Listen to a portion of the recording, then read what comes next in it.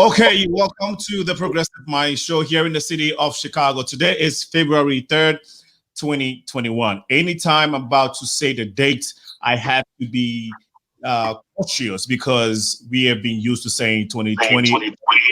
I always say that 2021 does not feel different, any different from what we've had the past months. And so, but it's February 3rd, 2021. It is Black History Month, and we are excited to be coming your way with another brilliant episode. My name is SENAALINCO, SENAALINCO. This evening, it is going to be a different style. It's going to be a different format, but the conversation would be about the same things that you and I talk about a lot of times at home as Africans. We discuss this as African Americans, Caribbeans. We have these internal conversations among ourselves. We thought it appropriate that today we should bring it to the forefront and discuss it, especially in a historic and special month such as this one. And so it is, thank you, African Americans, the appreciation, a special one on the Progressive Mind Show with our great friends, intellectuals in their own rights, but we do not claim we are any intellectuals of African American history or African history. Okay, we just want to pour our hearts out today based off how we feel and what we think of the community or the society that we live in. So stay tuned. If you're on YouTube, share the feed. It is the Progressive Mind Show. For Facebookers, it is Progressive Minds. Please share it so that your friends and our friends can partake in this conversation. As I always say, this is the platform where we build our community by engaging you and I in dialogue such as this. So just as the whatever we're going to be talking about, it's not just about us. It entails everything that we go through as a society. So we always encourage your participation. So later in the show, the phone lines will be given out. We'll take a short break. When we come back, Captain Michael will give his segment. And then right after that, we shall engage you in this very important discussion this evening. Stay tuned. We shall be right back.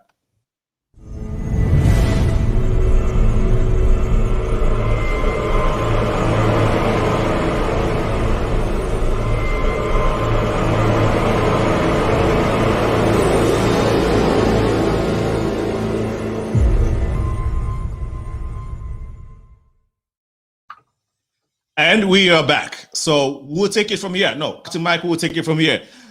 Snowstorm. It wasn't a surprise. We were warned, but let's take it from here, brother.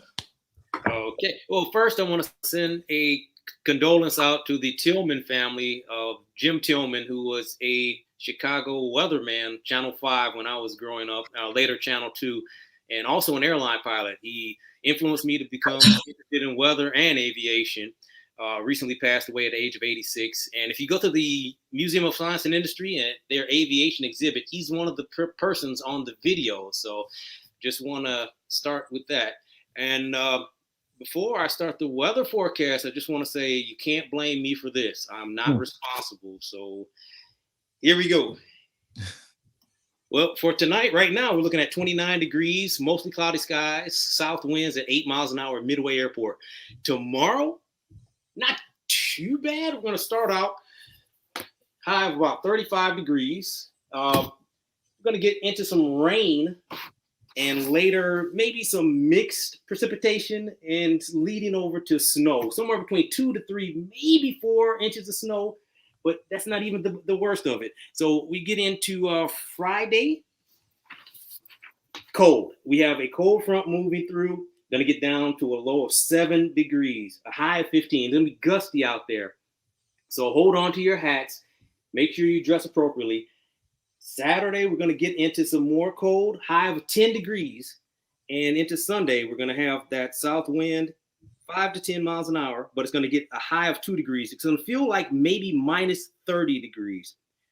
Next week, Monday into Tuesday, we're going to have some more snow. And to make it even better, it's going to be really, really cold. Low is going to be around -5. High is going to be only in the teens. Up to 10 inches of total snow for Monday and into Tuesday. And Wednesday, we're going to keep that snow and we're going to keep the cold. More snow, possibly up to 6 more inches and a high of 10 degrees and more wind. So our wind chill factor, we're going to average about -5 degrees. That's what's it's going to feel like on average, but it's going to get down to -30 degrees with a wind chill, possibly Saturday night into Sunday. So dress appropriately and get ready. All right, well, into sports. Tonight, the Knicks are going to play the Bulls, and our English Premier League soccer, Manchester City 2, Burnley 0. Leicester City 2, Fulham 0, Everton 2, Leeds U 1, West Ham U 3, Aston Villa 1, Brighton 1, Liverpool 0. In Ghanaian Premier League, we have Berekum Chelsea 2, Beecham U 0, Dreams Football Club 3, Wafa 0, the Ebusa Dwarfs 2, Ashanti Gold 1. I think that's your team there. No. 11 Wonders, nil. Elmina Sharks, nil. Liberty Professionals, nil. And Duna Stars, 0. Asante Kotoko, 1. The Inner Allies, nil. And in the African Nations Championship, we have Mali and Guinea fighting to a 0-0 draw. Morocco defeating Cameroon 4-0. In our health and fitness report, something very appropriate here from the National Safety Council. You can check them out in sc.org. Well, nationwide, thousands of people are injured every year and hundreds die every year shoveling snow. So according to the National Heart Association, some people are at risk of sudden heart attacks. So we say, why are we losing people shoveling snow? Well, there's people who are usually sedentary, especially now with the COVID outbreak. You suddenly go out and you start shoveling hundreds of pounds of snow. It's like not doing anything and going to the gym and just throwing on pounds of weight. Suddenly. So pushing a heavy snowblower, that can also cause injury. So they're cold and increases your heart rate and blood pressure. So it's going to be really cold this week. It can make your blood clot more easily. It constricts the arteries, which decreases your blood supply. So your heart's working harder. So people like myself, over 40, and people who are relatively inactive should be very careful. So what are some recommendations? 1, treat it like exercise, heavy exercise. Don't shovel after eating or smoking. Go slow, warm up and stretch before you go out and shovel snow, just like exercising. Push the snow rather than lifting it. Use a small shovel, or if you have a large shovel, don't fill it up all the way. Get maybe half or less and just kind of push it off to the side. Take a lot of breaks. Make sure you're well hydrated. And most importantly, know the signs of a heart attack. Go to the National Heart Association and look for the signs. And if you experience any of these signs or symptoms, stop. Call 911 immediately. And before starting any new exercise program or going out to shovel heavy snow, check with your doctor or healthcare professional to make sure you're ready and up to it. So with that, Sena, all the great news we got coming next week, back to you. Yes. Thank you so much, Dr. Mike. We really appreciate you. Anytime you'll come on, you're on point with your updates. And thank you so much. I wanted to clarify something. My team is not Ebusua Dwarfs. My team is Accra Hearts of Oak. Okay. Okay. I don't know if you have it in the lineup though. Did you? I don't know if you said. They didn't play today, did they? They didn't, yeah, I guess it did. I think it didn't play. I haven't been following for some time. I obviously did not follow this week. So yes. So just let you know, just so you know, my team is Accra Hearts of Oak is the best team in the world. Okay. which none of you have ever heard of. So yeah, Captain Mike, thank you so much. We're looking forward to it. But that great info on the snow shoveling thing, man. I think personally, we've all experienced that type of shock. You just go out there, try to shovel your snow, and you're extra tired, and you wonder why. So yeah, thanks for that tip. I'm sure that you're listening, and people will take cue from that. We're hoping to hear from you next week, brother. Stay warm and pay somebody else to shovel. Absolutely, yes. Thank you. For those who can afford it, pay someone else. If you can't afford it, maybe you can hire Captain Mike. You volunteer. All right, brother. Thank you so much once again. This is the Progressive Mind Show, and we're gonna go straight into the convo this evening. Let's see. I think we have we have a brother coming in. But yeah, today's discussion, today's topic is thank you, African Americans.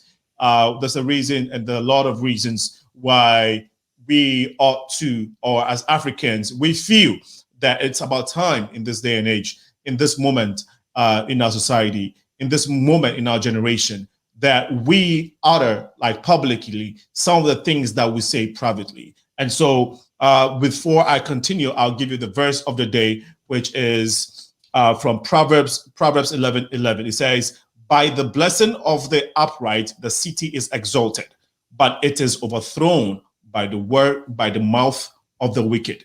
So what you say, what comes out of your mouth is very, very important. You can exalt your society, your city, your community by what you say. Very important. This evening, let's go straight to our guest. We want to encourage folks who are on Facebook to share the feed now. I think my brother Wale is on here. Brother Wale, you would have to go out and change the name of your okay. That is not your name. So change the name and then come back in. Okay. All right. So while we do that, just want to introduce my guest real quick. We do have Rebecca Zelu. Rebecca Zelu. Now, Rebecca, correct me if I'm pronouncing your last name correctly. Right. Okay. Zelu is an immigration rights advocate. She's also a research assistant and a Chicago documenter. Dr. Wale IDREEZ will be joining us soon. He was on. He's the publisher and founder of Africa USA magazine today. Then we have John. John is not a stranger on the show. John OBEN EPEY is an MBP, Masters in Public Health. He's also a doctorate, a PhD student of epidemiology. And then we do have Ashal Ahai, who is, I would have to, sorry, I had the information a little scattered, but I would get in a little bit. Ashal Yai is a policy and communication UIC Cuba alumni. And then next to Ashal is Chizurum Peace Okubwe, who came in last minute to stand in for Dr. KRYSTAL OKEKE. Ladies and gentlemen, you're welcome to this great show, and I want to start. Okay, great. Now, Dr. Wale, can you hear me? Yes. Okay, great. Thank you so much for coming in this evening. I want to start with Chizurum. Chizurum, of course, this is the first time on the show. We appreciate you. Please tell us a little bit about who you are and what you would like our audience to know about you before we get into thick of things this evening. Yeah, okay. So my name is Chizurum Akubwe. I am standing in for Dr. KRYSTAL. I'm in her organization. She's the CEO of a pageantry organization called Miss America Nation, Miss and Mrs. America Nation. I joined her. I'm literally 14 years old. And I'm a student. I live in Naperville. Thank you so much for that a powerful brief introduction. So Chela, but we had an agreement earlier, so I will call it Ashal, right? Ashal, a little bit about you and what you represent, if you don't mind. Yeah, sure. Like you mentioned, I work on the south side of Chicago as a aldermanic aide working on policy and communications related work. And I also have a background of doing education and housing organizing as well. So that's kind of my background. But I'm actually originally from South Sudan. Excellent. Thank you so much for a powerful introduction. Dr. Wale. Good evening. Good evening. Yes, my name is OLAWALE IDREEZ, but people call me Dr. Wale for short. I have my own online magazine in Chicago. I publish online magazine. It's called Africa USA Today magazine. Yes, Africa USA Today magazine. It's really a great pleasure to be on this show with Mr. Alinko. I know I've been trying to get on this show for a long time, but thank God it's finally happened. I have to commend you, Mr. Sena. I like to call you Dr. Alinko. I have to commend you for what you're doing. I mean, seriously, I commend you for what you are doing. Keep up the good work. Thank you so much. Thank you. I realized each time you will call me on the phone, you will refer to me as doctor. I'm like, is he confusing me with somebody else because I haven't gotten the doctorate degree here. So thank you so much. That it's yeah, I appreciate it. So henceforth, you call me Dr. Alinko, okay, Rebecca. Dr. Alinko, yes.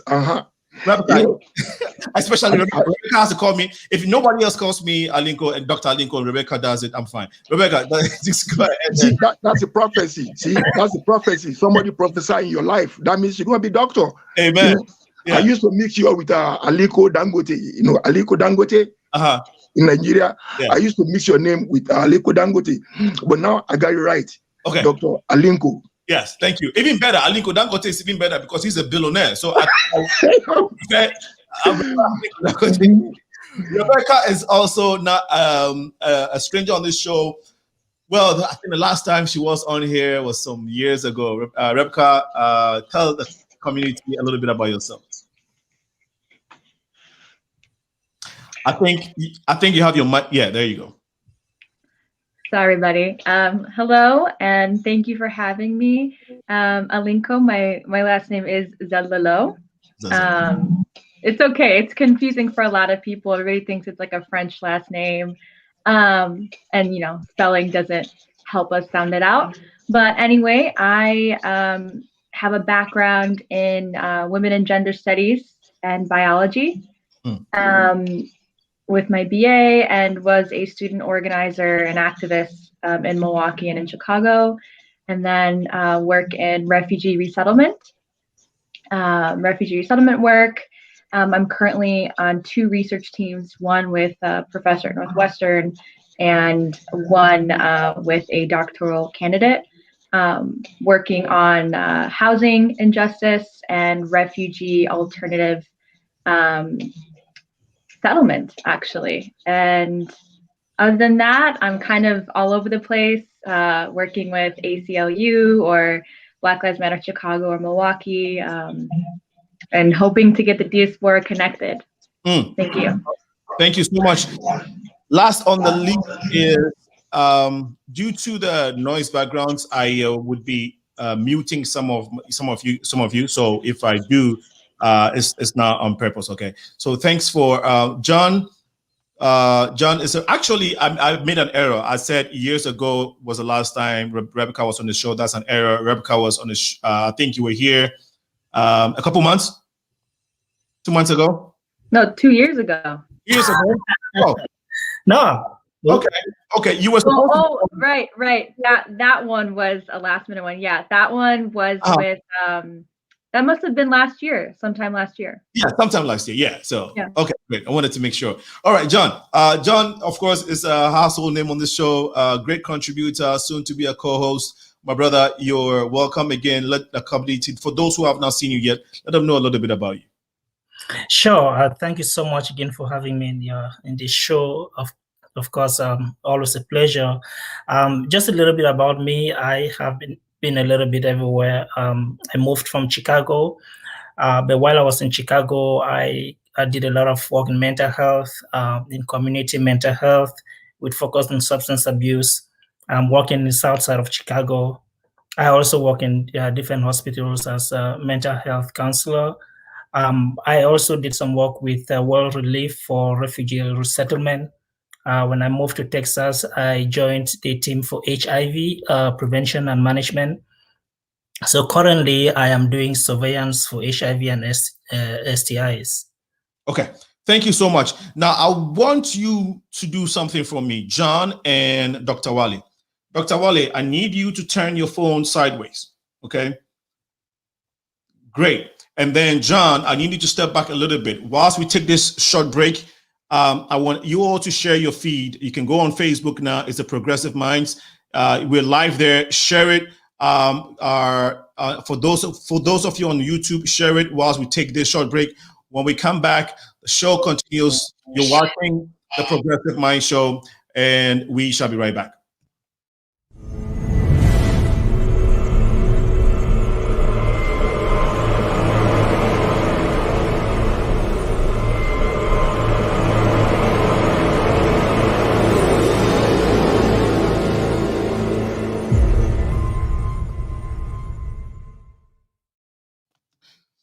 We're back. This show is a community platform where we engage everyone in discussing things that bother us. If it touches your heart, which we want to encourage, go on our website, The Progressive Mind Show, and make a contribution to us. Because whatever you give us goes a long way in supporting and sustaining us.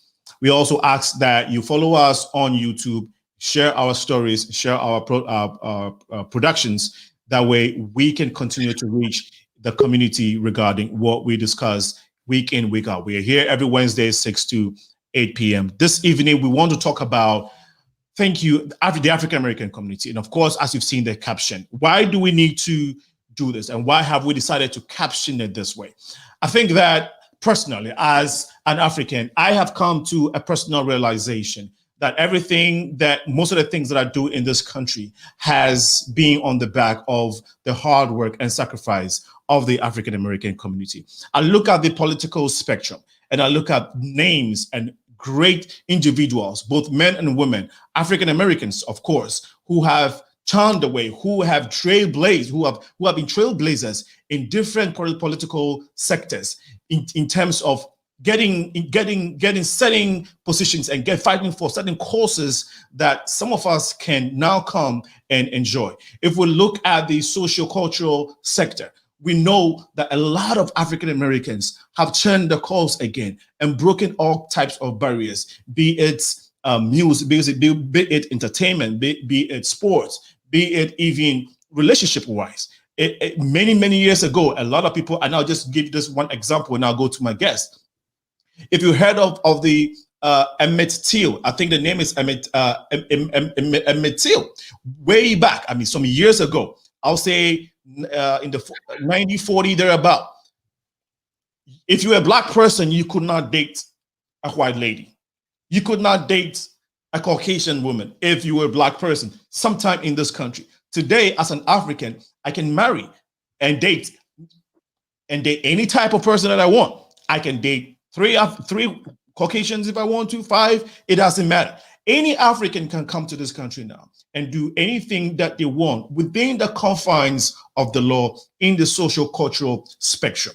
Now, if you come to economics, if you come to economic development, what can't I do? What can we Africans do in this country in this day and age? We've seen all the excellence of Africans, and we've seen a lot of excellent Africans who have done tremendous job and who have risen to extreme heights in corporate America, not just corporate America, but have attained several feats that we look up today and admire. We cherish them because they live in our community. We have so many doctors, we have so many engineers, we have so many professionals who have sprung out of the African community. But let's remind ourselves, and sometimes what I personally ponder about is that had it not been the sweat and the blood that was shed by African Americans, would someone like me or someone from my community as an African come here to the United States and brace through and become whatever excellent individual or professional that we have today? It is not like Africans do not have professionals. Yes, we do have a ton of them back home. But why is it, again, that we come here in droves to look for greener pastures? Because even though Africa is great, our leaders and so many circumstances have made it so hard and tough for us to thrive. And so even though there are excellent and brilliant people in Africa, we still come here. We still come here in our droves, regardless of the situation. If you look at the situation, if you look at what goes on in Libya, if you look at what goes on in the desert, the youth of Africans are traveling and taking all types of risk to come here, to come to the West, to come to the United States, to seek for greener pastures, to seek for economic opportunities. And oftentimes when they come, they get it, regardless of their status. Whether they come as refugees or whatnot, they get the opportunity unless the individual decides not to use it. What I'm saying is that this country, the United States, gives us so much opportunity, gives us so much, and we as Africans take good advantage of it. I would say majority as Africans take a lot of advantage of everything, all the opportunities that we enjoy, and become whatever we want to become for ourselves, for our immediate families, and remitting back home. We have developed Africa in so many ways as Africans. And a lot of times we don't take time to ponder how it is that we are able to do so well in this country. Had it not been for the sweat and sacrifice of a particular people. I am not saying that other races, of course, including the Caucasians, would have sacked all of us or would have prevented Africans from coming here. But what we have to understand is that in the context of Black history, we have to understand and recognize that as Africans, we have benefited and we still do benefit a lot of the back and sweat of the African American. And so on this African American, on this Black History Month,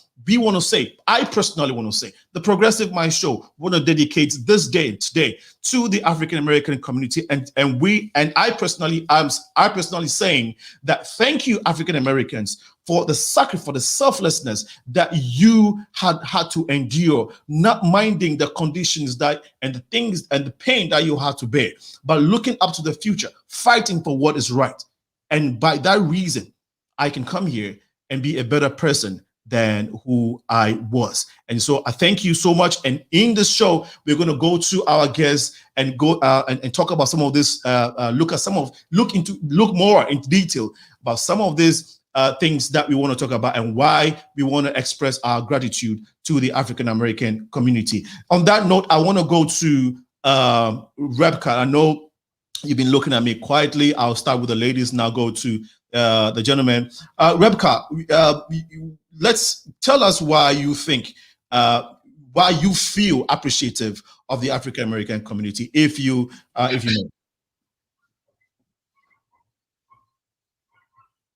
know. Because I'm sure we're going to discuss, a couple of things in depth, but I'm appreciative because of the civil rights, the influence of the civil rights movement to impacting global civil unrest and social justice changes. And I think as African people or immigrants, right, they don't have to just be African, because of anti-Blackness and all people of color communities, as well as a bit of ignorance from the African community. We don't know the reasons why we're allowed to even be here, right? And I'll go into that in depth later, but the 1965 Immigration Act is what allowed, Asians and other Black, other types of white European people, to be here, to be immigrants in this country. It also influenced the apartheid in South Africa, and there's countless scholarly articles, countless conversations, interviews that we have because we have access to the internet, and yet people still don't know. And so we have a lot to be thankful for, and we have a lot to be proud of as Black people. And lastly, we have a lot to do to support our Black brothers and sisters in this country. And that starts off with knowing the history, knowing what redlining is, Jim Crow, all of these things that at some point, if it doesn't affect you now as an African, it can and will affect you. So that's all I wanted to say. Thank you. Now, thank you so much, Rebecca, for your submission. And I would like us to focus on Dr. Wale. I think you're good. However, you have your that way is fun. The way I asked you to turn it was the right way. Can you go back to that? And please, I think you're good for now. So I would like us to, and I'll go to Chizaram and then Asha. Let's zoom in. I want us to take it in 3 different dimensions. Let's look at the political spectrum, right? And what's the impact the African American have had for us as Africans to benefit off of today. And I'll go to Chizaram, and then next to Chizaram will be Asha. Well, I wanted to say that in regards to politics and in regards to law and in regards to the way inevitably our society is shaped because of politics and because of law. Yeah. If you go back in history, there are tons and tons and tons of examples of things that we would not be able to do as Right. African people. Even the way I'm talking right now, the dialect I have right now, speaking fluently is something that access to proper education, access to better water, better land, things like that. There's stuff like that that immigrants from all over the place, not even just necessarily Africa, but from all over the place, would not have otherwise had proper access to if it wasn't because of the hard work and the resilience and the constant combating of the way politics is in America, or was rather in America, by African Americans. I mean, one example that I like to give, and of course politics ties into law a lot, being in integrated schools, being in a school where there are both Black and white children, or Black, white, Asian children, whatever. Just that in and of itself is something that was crafted by African Americans. If it wasn't because they stood against the idea that schools should be, apart like that, we wouldn't have the opportunity to be in schools. I wouldn't have the opportunity to talk the way I do. I wouldn't have the opportunity to wear the clothes that I do. There's just a lot of stuff that they've done in the past that I feel like a lot of people fail to, especially Africans in particular, fail to realize that they're benefiting from. Absolutely. Ashal, please. And I think we have you on mute. Please go ahead now.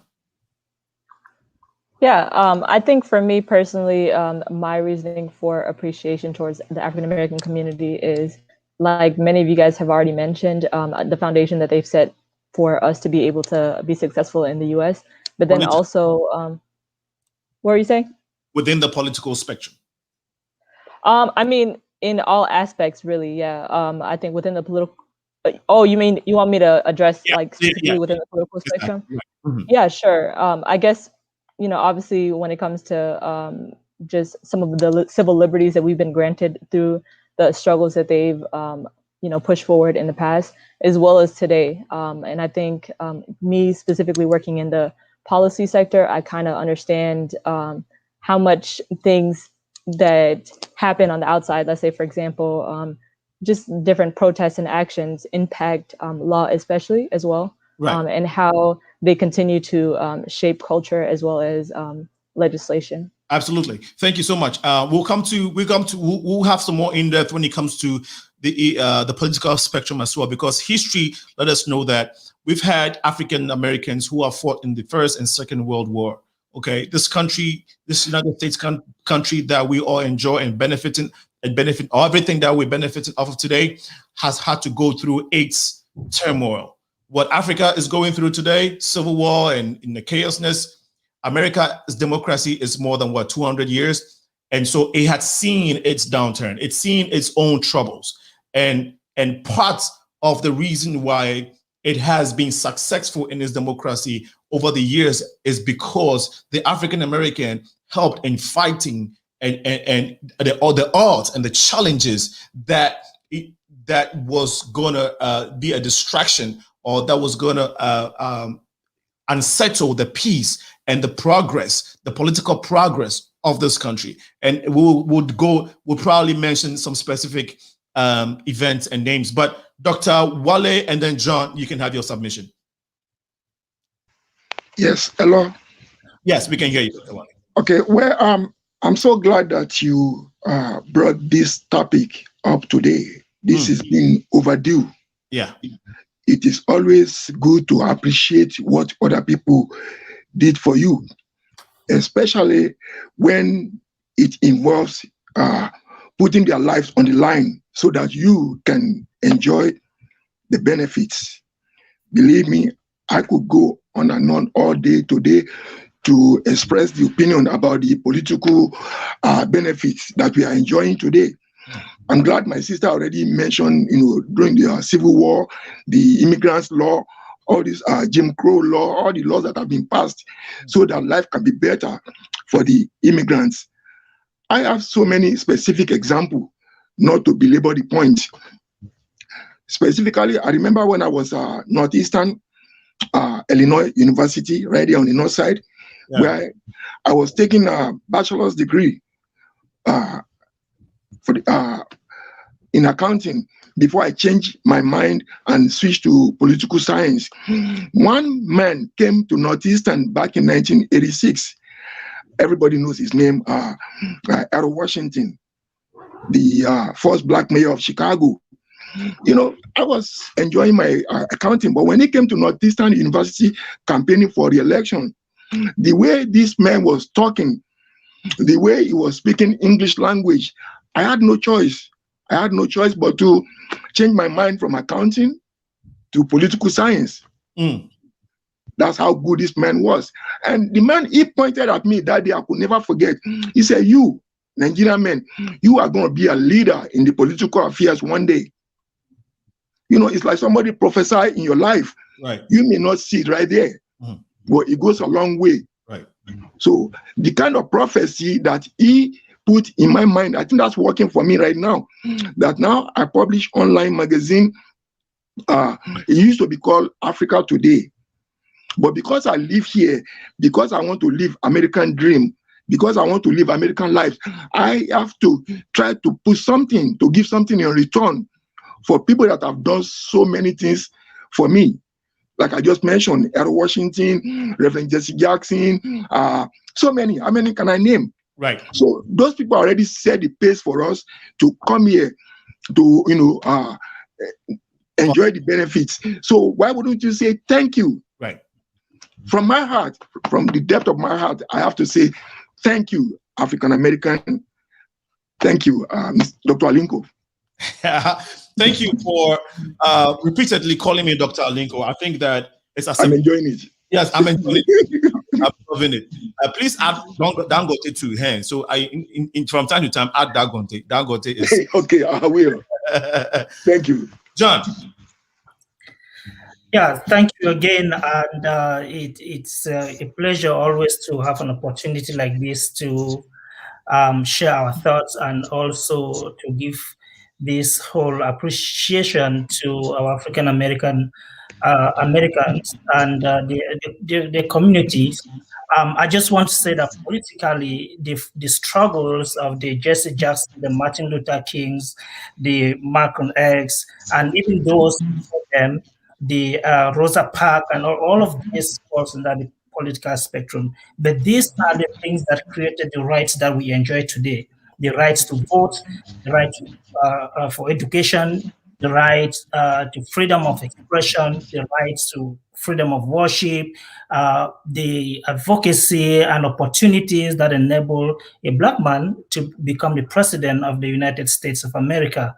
So the same rights that allow us to become whatever that we aspire to become so long as we work towards it, those are the rights that the people of the African Americans in this country actually, they laid this foundation for us. Their sweat, their blood.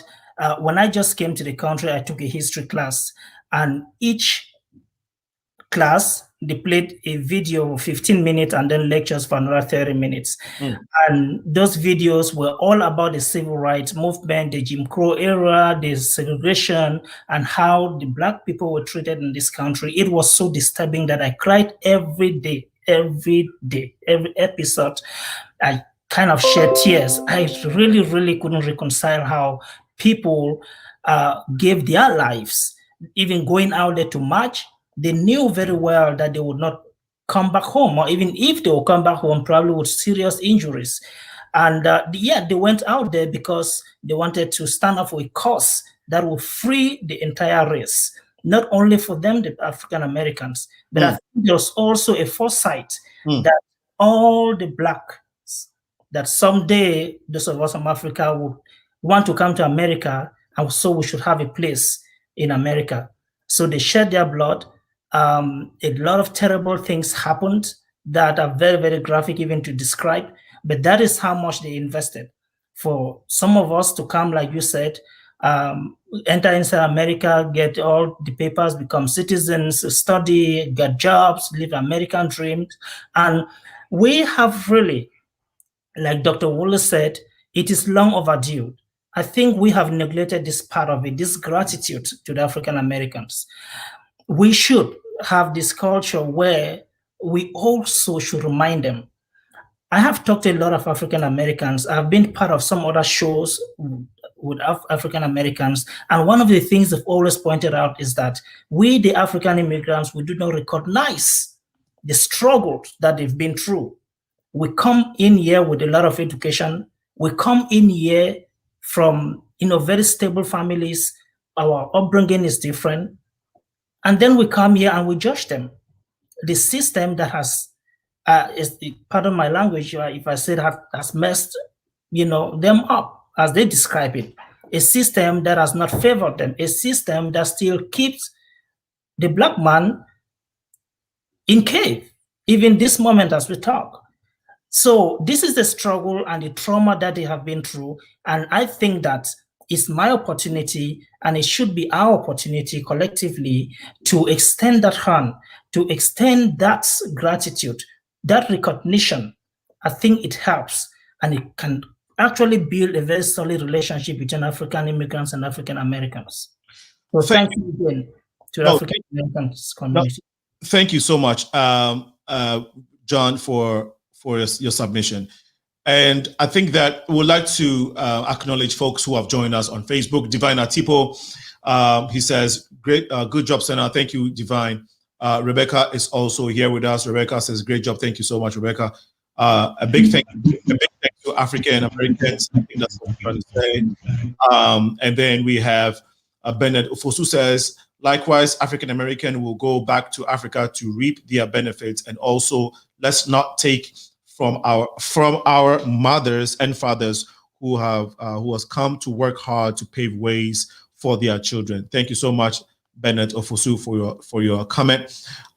We do have, and then Rebecca says, it's always good to appreciate people. That's always a heart of gratitude is the best thing to have. To say thank you to African Americans, Ghana is still offering a free path to return to the motherland, hashtag Operation Year of Return. Only ignorant Africans do recognize the input of African Americans in this country. Thank you so much once again. And then Black Jesus says, watching you live. There was a question by Fasika Yurga, and I would like us to respond to Fasika. Fasika, maybe you haven't heard, but let me just add to this. One of the very fine, important reasons why we ought to appreciate in this month and going forward, appreciate everybody, all Americans, for fighting and building a country such as this. But in particular, in Black History Month, we ought to recognize African Americans and say a special thank you to is that, you see, in our own country, in our own African continent where we come from, we have had struggles. We still have leaders, political leaders who are running countries, who have run countries, some African countries over 30 years, 40 years, and still counting. The problem is that any country, any president can decide to run as long as they want, if they're doing well for their people, if they're building their people up. We know the history of Dubai. That many years ago, some years ago, Dubai was just a desert place. I mean, it's a desert and had nothing. But their king, who is the ruler, decided that I want better for my people. Today, we know what Dubai is. We see Dubai. If you haven't been there, you see Dubai on TV, and sometimes it looks like fiction. It looks unbelievable. But everything we see about Dubai was built by people, and a leader decided. The reason why I'm saying this is that in Africa, with these leaders who sit on African people and literally sit on their people and hinder development, when the people decide to revolt, when the people decide to take to the street to express their disdain and their discomfort or their dissatisfaction to the economic pressures or the economic stagnation that they're going through, more often than not, they are killed. I am an African, so I can speak to it. The reason why it becomes very important for us to acknowledge the African American is that in this country, when they had to fight, when they had to demonstrate and fight for some of the things, some of the same things that we fight for in Africa, Even though they were killed and mayhem was meted to them, guess what? Day in, day out, they continuously. Whereas in Africa, if we try one time and they maltreat us, we're not going again. I don't remember the last time. Africa, we don't demonstrate as much. If we try this month and the government comes, sends his soldiers on us and they shoot 1, 2, 3 people, the rest will go home. Probably for the rest of the year, you wouldn't see anybody coming out. I don't blame anybody. The dynamics are different. But if a people decide to face danger, look death in the face, like my brother eloquently John said, look death in the face and consistently approach death and say, it's either my life or a better future. And that better future is what we're seeing today. And so it becomes very, very, very important that we are cognizant of this scenario. And thank you all for sharing it. And because we've had people, we've had the Martin Luther Kings, the John Lewis. You think those people didn't have any type of fear in them? There was fear, but there was the thought of what we are doing today. They saw a future where Black people and everybody can have the right to vote, can have the right to go to the store that they want to go to the shop that they want to go to, buy the things that they want to buy, do things the way they want to do it without being looked at differently because of the color of the skin. And so politically, we owe a lot of gratitude to the African American community in Black History Month to say thank you. And I really wanted to drive that point home. And so I think we're having some people come on the feed that's not supposed to be here. So we're just gonna take care of that. Okay, now I don't know if any of you has. Yeah, go ahead. I'm sorry to interrupt you. I just wanted to make a quick correction and emphasis on something that you mentioned. A commenter said on the Facebook messaging, that Black Americans or African Americans, as we can say, are still being treated the ways that we are describing, correct? So I just want to emphasize that, and this is a point that I can drive home because Africans tend to talk like this. We tend to say treated. We tend to think that these things are in the past. Okay. Right? Yeah. It's a history that we can just read in the book and we don't even get the right history. Right. Like there are so many things that Black Americans have created that we use on a daily basis that we don't even know.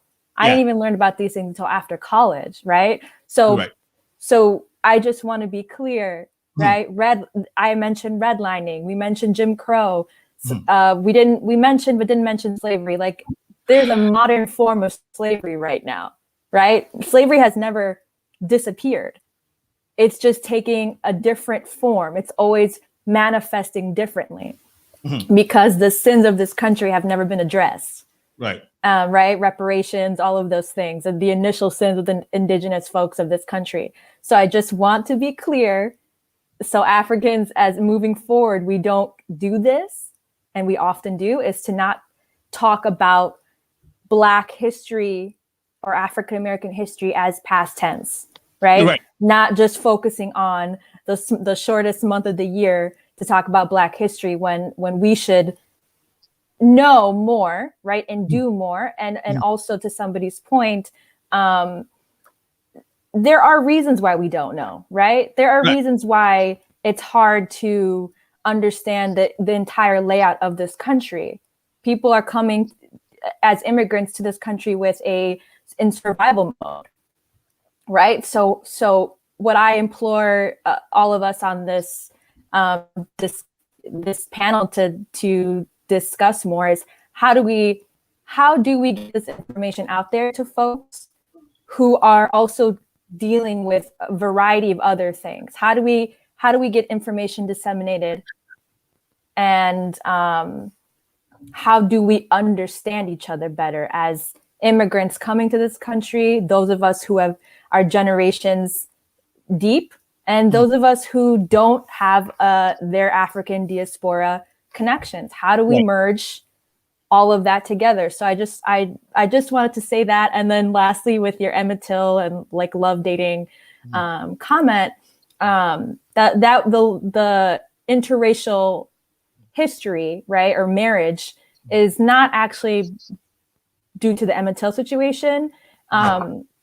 It's due to the 1967 Supreme Court decision, like Loving versus Virginia, which like invalidated the intermarriage laws. Right. So there's like a movie. There's a movie out on that. So I just wanted to be clear that we're sharing like as accurate information as possible. But thank you. Can I also mention something? Yeah, go ahead. Really quickly.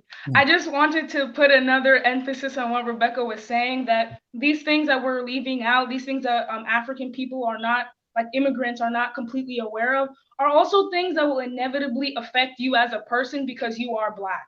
These laws, these societal things that are harming the African American community, nobody the thing about racism and the thing about discrimination is that they don't necessarily look at your ancestry, but you're Black. Right. So if they were to pass a law that would affect Black people, you're included in that. So it's important that every type of Black person is aware and acknowledges that, because if something goes wrong, as it's already constantly been going wrong, we would be affected also, not just specifically the African community. Absolutely. Yeah, absolutely. And it's the reason why, I don't know, John wanted to say something. Yeah, go ahead, John. Yeah, I just wanted to say that this has been an ongoing conversation since around 1915, when the 13th Amendment abolished slavery. This topic, and this is actually when also Black History Week, then it was not month, it was called week, started. But I just want to say that this is an ongoing conversation, and for the purposes of this particular show, I think there's a trend in which this conversation is moving. We touch, it is history. We touch on the past, and then we bring perspective in the future, on the present, and then the future. And I think that's the direction we're going. Exactly. It's probably a little bit early to say that we have not touched things. The show is still going. I just wanted to clarify. Thank you so much. Dr. Wale, go ahead. I need to contribute that if we don't know anything, the power of education is the key. Educate one another, talk to one another, because what I know, you don't know. What you know, I don't know. But when we educate one another, believe me, there's power there. Remember I mentioned something called misconception. Misconception. When I was at Northeastern Illinois University, the Africans and African Americans, we used to have struggle, like we hate each other. The African American people feel like, oh, you African people, you come here, you think you are better than us, you think you are very arrogant. And on our own part, we felt like the African Americans, they don't want us here. Right. Until when one man came up at Northeastern, his name was Dr. William Speller. He called both of us. He called the African American and African that sit down, look at your skin. You are black skin. Talk to each other. Talk to one another. So we were able to express what is bothering us, what's the grief. Right. The African American, they express their own opinion. Why they made at us, and we express our own opinion too. But guess what? At the end of the day, we were able to reach agreement. We were able to open communication. We were open to dialogue. That look, you can't hate me. I am you. Look at my skin. Look at your skin. So opening the power of communication really help us to, move beyond that hatred and stuff. But today we are enjoying that. Yeah. Communicate, talk to one another, reach out, say, look, I'm your brother. I may be from Nigeria, you may be from Ghana, you may be from America, but look at your skin. And that really helped me to be able to appreciate my brothers and sisters, in America very much. Thank you. Thank you so much. I don't know if you want to, go ahead, Asha. Yeah. Hi, yeah. I just wanted to clarify that slavery actually ended in I think 1865. But you were correct about the Negro History Week being only a week, and then after Yeah. Yeah, after becoming a month in like, I want to say 1976 or something like that. But anyways, yeah, I wanted to add to the point of Rebecca. I definitely want to emphasize that we shouldn't only talk about it in past tense. And I also wanted to respond to a comment that was said earlier about just kind of the struggles that Africans have also dealt with and how we kind of don't have as much fight back. I wanted to push against that because I do feel like in a lot of countries in Africa, we do have a lot of fight back. It may not be as publicized, but a lot of people have died at the hands of war in the name of us trying to fight for our own liberation. I also wanted to state that it's a continuous thing. I think that, you know, Africans inspire African Americans as African Americans inspire us as well. Right. And it's a long history of that continues to happen. So, I mean, it can go as far back of like struggles that have happened in Africa. Like, for example, the leaders of like Thomas Sankara or even Nelson Mandela with the struggles in South Africa. And then to today of us like seeing the impact that like Black Lives Matter in America has had on other parts of the world as well, such as even Nigeria, for example, with the End SARS movement. Right. Good. Thank you so much for your contributions. I don't know. Okay, I think we lost Dr. Wale for a second. Right. Now a little, John, I don't know if you wanted to say something. Okay. Go ahead. Right. Yeah. No, that's fine. Yes, I just wanted to say that all of these things is very, very true. I was looking at the program that we had here, and I think that we have already touched on point number 5, where it is kind of like we're already discussing some of those barriers that African Americans break open for us to come in here and you know, excel. And like everybody said, it is right that we are not really acknowledging that. But the greatest part of this conversation is how do we recognize some of these things? How do we go from here? How do we acknowledge the African Americans? How do we work with them? Particularly, I'm looking for ways that I can contribute. That was one of the reasons I decided to go work in the south side of Chicago. I wanted to do that connection. I felt I have that opportunity, you know, to give back. And so I did it gladly. So the question here is, how are we involved in some of this community activism? How are we involved in certain things that help, you know, bolster the morals of African Americans, at least to give them a sense that, yes, they have brothers who came here, who didn't go through the same experiences that they did, but who also acknowledge their struggle and who are holding their hands also in this journey. Absolutely. And we would have time to look at the social spectrum with regards to the role that African American had played. See, so this show is, of course, the appreciation segment or the appreciation episode to the African American community.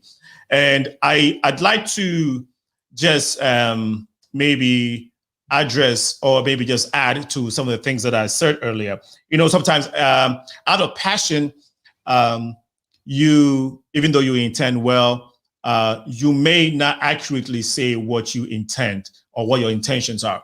Now, when I made mention of the Emmett Till, it is not to say that, yes, that incident gave the rights to every Black person or African immigrants to intermarry or have intercultural relationships in America. But what I'm saying is, what I meant to say is that, you know, at a point in time in this country, you could have the Emmett Till situation. Now, we may not have time to go to the story of Emmett Till, but you can look up the Emmett Till story on Google. It will tell you. At the point in time, that was not a possibility.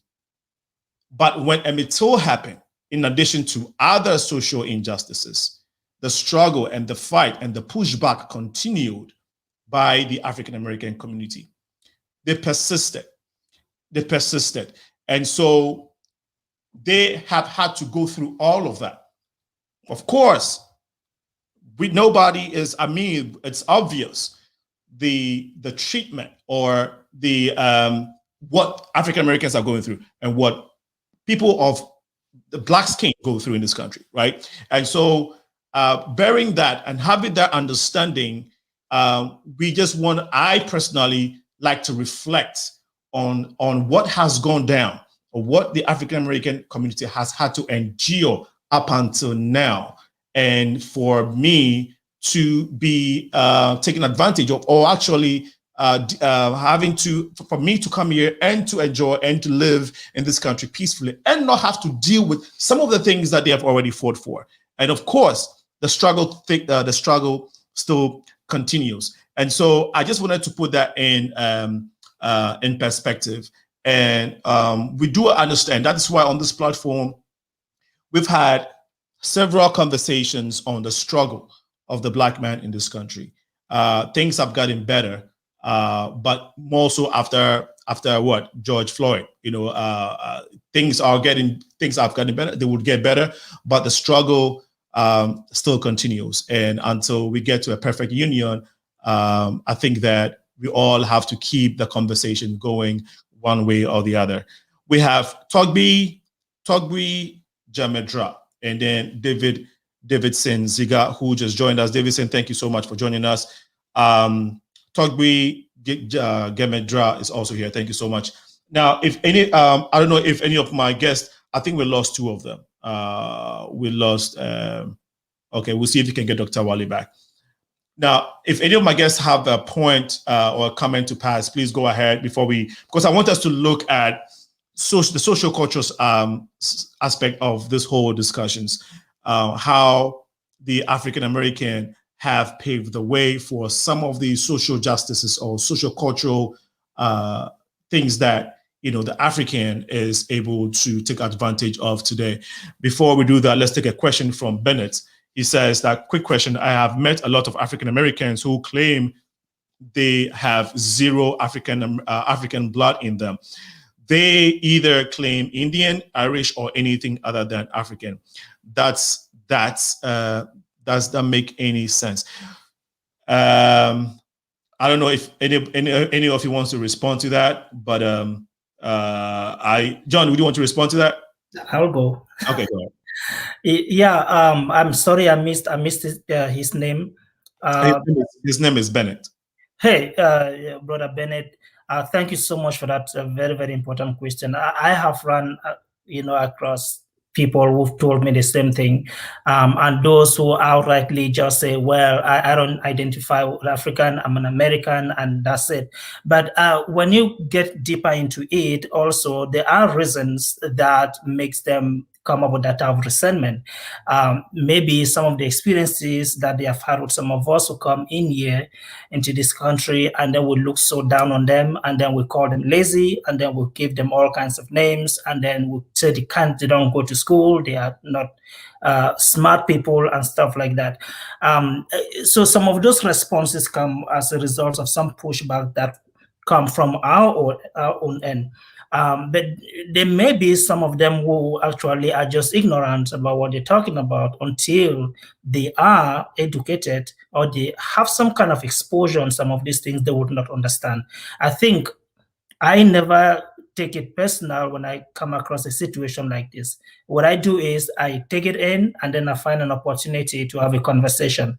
And 8 out of 10 times, they want to listen. And before you have that conversation a second, third time, they begin to think about it. Thank you thanks for the response, John. I don't know if any of you wanted to respond to that. Achal and Rebecca. Okay. Yeah, sure. I'll add on. I actually wanted to suggest a good series called Roots. It's about Kunta Kinte and his story, and it helped contextualize those things for me in terms of just understanding why anti-Africanness is beat into like the African American community or just in the Black community in general. And it's pretty much about like the uniqueness of chattel slavery in the U.S. and how they continue to try to beat the Africanness or any reverence of Africa out of slaves, to the point that people started to either become afraid or ashamed of even mentioning that they had any connection to Africa, and that has continued and been passed on generation to generation. but because we lack that that historical context, we're not really able to kind of understand when we're dealing with it ourselves. So I just wanted to add that I've kind of had those struggles when I was younger as well, just kind of trying to understand those kind of statements that people can make sometimes, but it is more so out of ignorance rather than it being out of like malice per se. Ignorance on whose part? It's more so out of ignorance in terms of the person that is stating that statement, just kind of saying more so that, oh yeah, I'm not African, because they're not really realizing why they're you know, anti-African. They just kind of have, they don't know any other way essentially.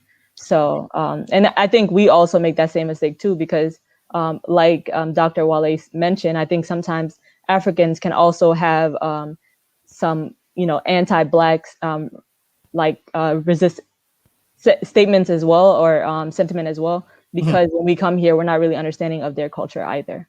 Right. Yeah, I'll just chime in quickly. What Ashal, you know, I agree with Ashal's point, and I can't speak on that guy's the experience he had with that question, and I don't want to speak for anybody, but I can say that, you know, this is just like pretty deep-seated psychological, like anti-African brainwashing. Like that's like the simplest way I can really say it. And you know, there's a very unique history here with the Black diaspora or African descendants.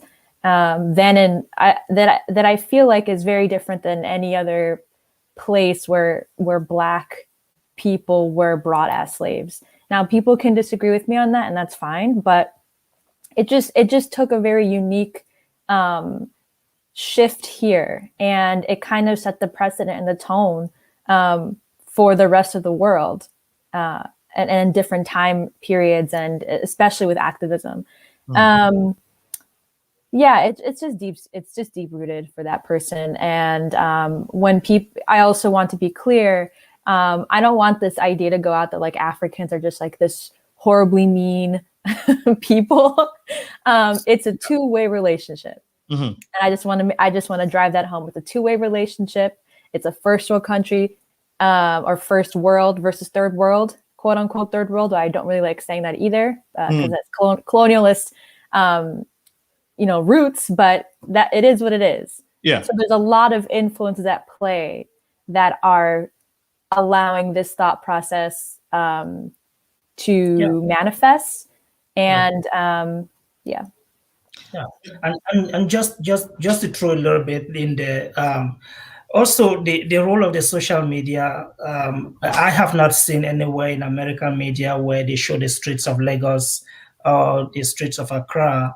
Most of we see here is famine, some kids moving around, shoes, you know, hunger and fighting, you know, people in war zone areas. That's what they see. And so that kind of like make people feel, well, I don't want to identify with this type of things. And then there is also this resentment of your grandparents sold our grandparents. They shouldn't have done that. They got us into all of these things, so we don't want to deal with Africa. So this, as you continue talking with a lot of African Americans, you get a lot of these messages, and sometimes it's challenging even to have a conversation about around that with them. Yeah. But I think giving it a shot is always the best thing to do.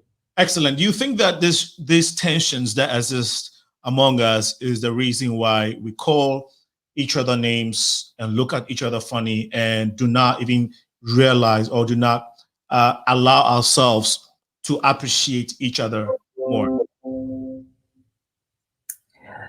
Yes, I think so, because who wants to be called name? Who wants to be looked down? Yeah. And stuff like that. So that's some part of the resentment. And when that relationship is not there, the rapport is not there, the trust is not there. Right. Now, even in the absence of a good relationship, I think that what we are trying to do this evening is to sensitize our community and everybody. For those who are already doing it, that's fine. Those who are already appreciative and know this, that's fine. We want you to even add your voice, but just maybe creating the awareness that even in the absence of a smooth, sweet relationship among us as Black people, Africans, African Americans, diaspora, I think there is the need, or it is very important that we as Africans give honor to whom honor is due, or at least recognize this group of people, okay, in America who have done A, B, C, X, Y, Z things that we enjoy. And as Black people, it should be easy for us to identify, okay, some of these things that we benefit or we have benefited off of, which has been as a result of the contribution of the African American struggle and the contributions. And so in my opinion, I think, again, regardless, I could not, it's possible that I may not like A, I may not like B, I may not like John, but it shouldn't take me, it shouldn't take away what John has done. If I see it, if John has done a good work and I'm in John's house or in John's area, I may not like him personally, but I should at least recognize the work that he has done. And I think that is why we're engaging in this type of dialogue, that as African, predominantly the African community, it's important that we day in, day out on a consistent basis, acknowledge that a group of people have also contributed greatly to the country that we are all, contributing to and benefit off of, and not, have a type of notion because we don't have a good relationship for all the reasons that are in existence. Because of those, we have certain resentment. The fact is that they have contributed in many ways, and so it's important that regardless, we show appreciation in any way we can, and it cannot be, a resentment or name calling or looking at each other funny. And I think that's the point that I wanted to make. I don't know if Asha or if you wanted to add to that. Well, okay. So looks like we I don't know if we permanently have disconnected from the other two guests. We'll take a short break. When we come back, we'll see if we can reconnect with them. This is the Progressive Mind Show, okay? This is where we dialogue on things that are bothering us in our community. And so we encourage you to share your viewpoints, your comments. If you want to ask questions, feel free to do so on the feed. If you want to call in, is 815-277-5047. You can do so. But we'll take the short break. When we come back, the show will continue. Check out this beautifully made artistry of coffee tables made from a combination of recycled tires, jute ropes, wood, and fabric to suit your style. Yes, we make to order. These coffee tables can help you make a statement in your bedrooms, offices, and living rooms. But remember, we only ship within the USA and Canada after shipping cost is paid. Call Jasper Designs on 1-306-203-2650 or email us at doduyayra@gmail.com. Follow us on Instagram at Jasper Love or follow Pearl Yara Agboka on Facebook. Don't be left out. Please place your orders now. Well, welcome back to the show. This is the Progressive Minds, and we're talking about the conversation is bordered around Black History Month. This is the first episode on this show. Next week we might have something similar to this, but definitely are encouraging you all to contribute to what we're talking about. Thank you, African Americans, the appreciation, and we have touched on some of the things that we feel that have been the contributions of the African American community that we are grateful for, and we have tried our best to share that with you. You can also go ahead and share yours with us.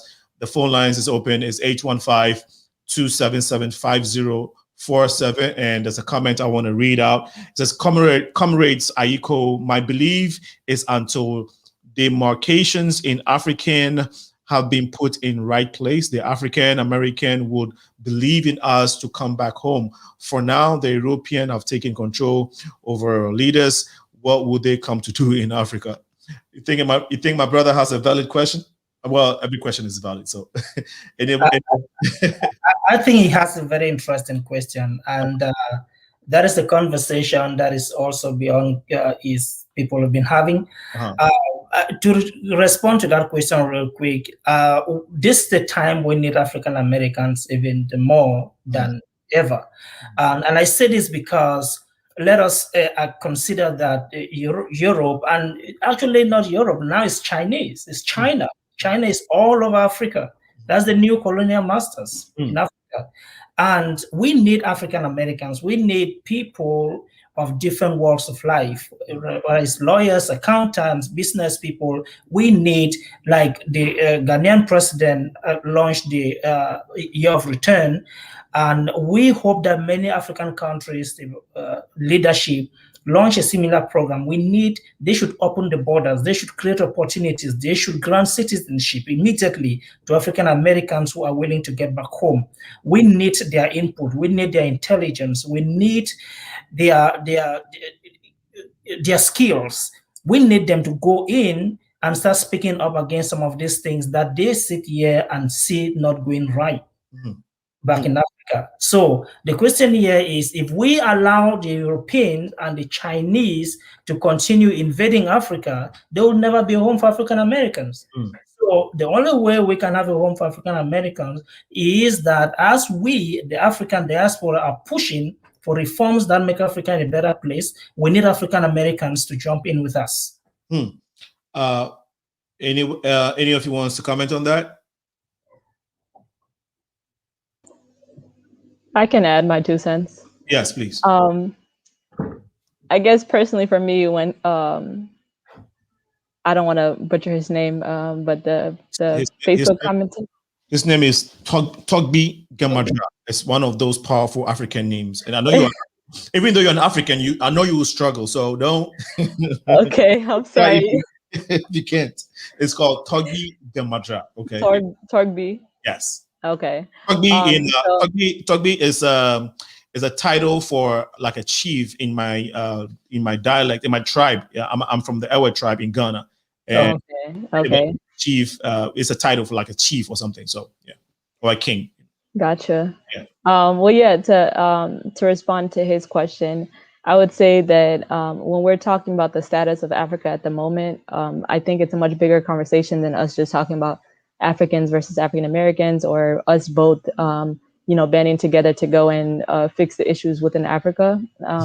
I think we would then have to obviously address the things that I think that someone else had mentioned, just kind of like, the impact that China has had, for example, and other imperialist countries that are coming into our areas, and that's something that we have to fight back. And I mean, truthfully, obviously we are living in the US, so to some extent we're Americanized and living the privileges of being out here. So even if we were to go out there, like go back home, we would still be outsiders and not really experiencing the level of exploitation that they are experiencing, and we wouldn't probably be kind of I guess compliant to just what the everyday stuff, because we're not really thinking about what the current conditions are for just the everyday individual that's currently living there. So yeah, I think that's just a much bigger conversation. And we definitely don't have the answers to that, but I do hope that there is a brighter, future for many of the African nations that are currently experiencing issues in their area. No, thank you. You're right. It's a big. I'd like to jump in very, very. I'm sorry I talk a little bit, but that's fine. I just wanted to step in a little bit to throw some light on what sister, is it Cecily? Sorry, I missed the name. Ashal. What you said. Like you said, it's a very broad conversation, but we also have to acknowledge that a lot is being done now. If you know about the African Continental Free Trade Deal that has been signed, that will soon go into effect. There is a lot of things doing now, a lot of harmonization of the free trade zone, such that if you have a business in Accra, you do not need to register that same business in Nigeria. You just go in there and you set up an office because you have the same documents. So there is a lot that is being done, and this is just the right moment that we need African Americans, because we have set the pace already. It is not easy, but if you go deeper into it, a lot of work is being done, and a lot has been done. We still struggle, but much has been done. So, Togby, I hope that we have tried to, like you said, like they're saying, I mean, like everybody's saying, I think that your point and your question, comment is right on, is spot on. But I don't think that the three of us are equipped, because it's very loaded, you know. And so we would have to come back. We would have to go and load up, you know, get some more ammo, and then come back and respond. You know, I probably give you the most satisfactory response that you're looking for. Yes, but your comment is very, very valid. So Ayiko now, in Ghana, when someone says, he says Ayiko, it means like well done. So we have to say yeah. Means thank. What is it? Yeah, means well, like thank you, or you know, just responding, you know, positively to. So. So Togby, thank you so much for your comment. We much appreciate it. I don't know if Rebecca has a comment to make. If not, I just want to acknowledge folks who are some of the people that have joined us on Facebook. No, no, I don't have a comment. All right, so Empress stepped out for a second. Yeah. Okay. Cool. So Empress is watching us. Empress, hope you're doing well. Jones. Jones Jay is also here. Ate Akron, my own friend and brother, Johnny Woods, a top fan, Johnny Woods. I hope you're doing well. Asunaba is also here. Ashia Hasnian is also watching us. Richard Agbesi is also here with us. Thank you all for chiming in. This evening, we're saying thank you to the African American community. Black History Month, acknowledging a lot of the things that they have contributed to this country, that we can also stand on their shoulder. And I mean, we can also benefit off of. And so we just express now our gratitude, and feel free to do so if you want to. The number is 815-277-5047. So Rebecca, you haven't spoken in a while, so I want to throw this to you. We've talked about the political arena and some of the struggles of the African American. We know we can mention, of course, Martin Luther King is known to everybody. Reverend Jesse Jackson is known to everybody. The Al Sharptons, the Frederick Douglasses, and the ton of civil rights activists and people who have broken through the barriers politically. But socially, economically, I don't know, Rebecca, if there's something specific that you would want to recognize or you want to touch on, having been a breakthrough of the African American, that we are following suit as Africans today. Well, I kind of see everything that the Black Americans have contributed as social. Mm-hmm. It starts off as social, right? Nobody's thinking. I mean, for like 401 years, right? I don't think people are like, "Hey, I'm gonna try to make a bill." It's like, I am saving my life and the life of loved ones and protecting myself from danger and fighting for my human rights. Right. And so that is, rebellion, activism, riots, marches. Those are all acts of that would go under a social category, right? And then everything political, economic, boom, boom, boom. Those things would, in my mind, right, would go under that. Okay. So everything we talked about really would go under social, but if you wanted specifics, I definitely mentioned the 1965 Immigration Act. Even though it's political, it's social as well, because if we, as immigrants, right, or children of immigrants, refugees, asylees, anybody coming into this country, the human condition tends to change, right? Mentally change their mind or have a different opinion when they see themselves in something or someone. And then when we see ourselves in the Black Americans who have fought for everything, literally everything. We could even name the Stonewall riots, right? Which is what a Black transgender woman by the name of Marsha P. Johnson is the person that a lot of people give credit to for the Stonewall riots, right? Which was in 1969 for LGBTQIA rights. But particularly transgender women, or majority of people at Stonewall were either drag queens or gay men of color. We can talk about the, Black Lives Matter movement, 2013 till now. We could talk about Ferguson. We could talk about Charlottesville. We could talk about the voting rights of 1965. All of these things to me, go under social. But I said I would get specific with the 1965 immigration bill, if you will, because I feel like that is a huge educational moment for everyone, not just Black folks, right? Everyone that comes into this country to be appreciative for this act and how it came about, right? So there's so much of the Civil Rights Act, or Civil Rights Movement that we can discuss, but I just want to get straight to how it played a role in ending the race-based immigration quota system. So in, the momentum of 1960s made waves in so many parts of the world, but it abolished the race-based immigration quota system and replaced it with a system that prioritized refugees, people with special skills, those with family members living in the United States.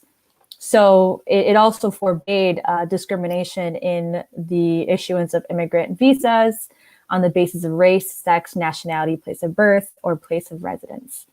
So literally anybody that came after 1965, we can really go back to our families and be like, hey, I wouldn't be born here if you didn't get to come here by, sometime after 1965, for example. That's just one conversation starter to have and to share that educational background that I don't really know a lot of people know about unless you work in, refugee resettlement or immigration law. So that's really, really, really important. And that's going to be one of the biggest conversation starters, like I said, that can shift the conversation and make people feel like this is what I should be very thankful. Right. And maybe that can be the tunnel, right? That can be the tunnel to get to know more about Black American history. Like another way is a citizenship test, right? Citizenship test, talks about all these things, generally speaking, but doesn't give any real concrete information about contributions to by Black America, right? Or maybe the test should be written differently. Right. These are arenas where we can change, we can alter, so that people who are coming here can have a background of this country. But that all comes down to if our country is going to admit to the sins of everything that's happened already. Right. And since we haven't done that yet, it looks like a big time coming. Hello? Yeah, can you hear me? Yes. Yes, we can hear you. Yes, I can hear you. Okay. Are you calling to ask a question? I'm calling to contribute to the show. Okay. Sorry, I think we lost the sound for a second. We looks like there's a slight glitch. We have a caller on the line. It's rather not connecting the way I wanted to, so we would have to try to make it happen. But caller, please go ahead with your name and why you're calling. Yeah, my name is Atia Kron. Number one, thank you for having such a show. I think this is a really, really important show, and I think it's a really important topic. I've been talking about this for the longest time. I myself, I'm from Ghana, born there, but I've been raised in the United States. And just a little bit of background, I do have an African-American wife, and Marrying her has really opened my eyes to a lot of the things that I was ignorant to as an African in America. I think one of the things that we don't realize is when we come here as Africans, we see African Americans as lazy, as not lacking morals, lacking all kinds of different things that we had. And it's so torn up and broken in the United States for African Americans that it's very, very difficult to overcome the smallest and the littlest of impediments and any kind of challenge that you have. I think African Americans and Africans together, we really need each other so desperately to get anywhere in this world. If you look around the whole world, the black man and the black woman are not respected anywhere. It's not just America. It's not just China or Asia. It's not South America. It's not Europe. It is everywhere in the world, even in Africa. And I've said this before many times to other people that unless the African man is respected in his own Africa, he cannot be respected anywhere else. So together between African and African Americans, we really need to join together in a coalition or have a united goal to I think, this is my point of view, is to go back to Africa and reclaim Africa, our own homeland, because for anyone to have any kind of respect worldwide, you need to have a home, you need to have an identity, you need to have control over what you have. Now, we can benefit from the African American education and resources and just simply the manpower. And as Africans, what the African American can benefit from is having a home and having an identity. When we put those things together, I think we can get to a level where we can exceed any kind of expectation. We have all the resources we need in Africa. We just need better management and fresher and newer ideas. I think if we join together for continued success between both people, we can benefit black people in general around the whole world. Because now we can actually gain some respect. The black person is not respected.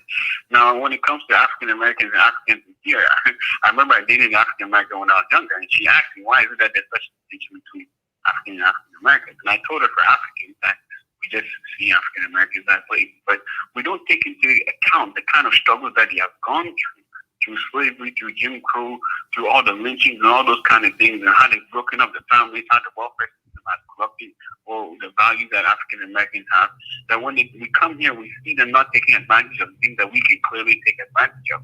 We see them as less than us. And I think I wrote in one of the comments over there that we think that we're better than African Americans. And the African Americans think they're better than Africans. But if we both humble ourselves and recognize that we are the same people, we can get so much further. I think the systems that are set up in America and in Europe, they benefit from the fact that African black people around the world don't identify with one another and can contend against each other. I mean, seriously, we really, really need to get together for a common goal. And that's all I have to say. Thank you very much. My brother, thank you. Great job, Sena. Yes, thank you. Thank you so much, Pastor Ate, for a brilliant comment. What do you guys have to say to his comment real quick, if you do? And then we can, there's a video that I want us to play in conjunction to the conversation that we're having. But any comments from any of my guests, Ashal, John, Rebecca, did you want to add to anything that he said? I just simply wanted to thank him for calling in. I resonated with a lot of the things that he mentioned. I also have a African-American partner, and that kind of also influenced me in being able to kind of do the inner work and really think about like the anti-Blackness that was sitting in within myself that was this kind of like subconscious, but maybe had just kind of come about just through my own interactions, or let's say, for example, like me being bullied as a young person and just not really understanding like the historical context of everything, and humbling myself, and then also just trying to see myself within African American culture as well, because I actually did a video on this on my YouTube channel where I was talking about my disconnect with the Black American community, and I think that kind of played into my my lack of understanding of their struggles, especially us as Africans coming in and not realizing how it is to be without like a sense of identity, or like how important that is, because we've never actually experienced not knowing where we're from. You know, we've never known how that can impact generations and kind of tarnish some of the experiences that they have. And then also like Rebecca mentioned earlier, it's something that continues to happen. So, I mean, us living within this system of capitalism, it plays to their benefit to continue to have racism persist. So that's the reason why, a lot of the times Black Americans are at the bottom of the totem pole. And for us, while we're coming here, a lot of times from like war-torn countries as well, we think like, oh, well, I don't want to end up in the situation that they're in because of the historical context. So we try to kind of like, make other changes. So for example, like how we try to speak certain ways, or, try to strive for certain kinds of like career goals. And we don't really kind of identify ourselves with the struggles that African Americans are dealing with here, because we want to surpass. And in that experience, we end up sometimes coming off like we're trying to be better, or we think that we are better than them, when in reality it's just a disconnect. And it's we just need to all humble ourselves and really like come to common ground and really identify each other within each other. Yeah, that's a very powerful point. Thank you so much for that contribution. I resonate with that. I agree with you 100%. Well, any other comment? If not, we just want to take this short break. So in the context of what we're talking about, it's a video that I found on social media.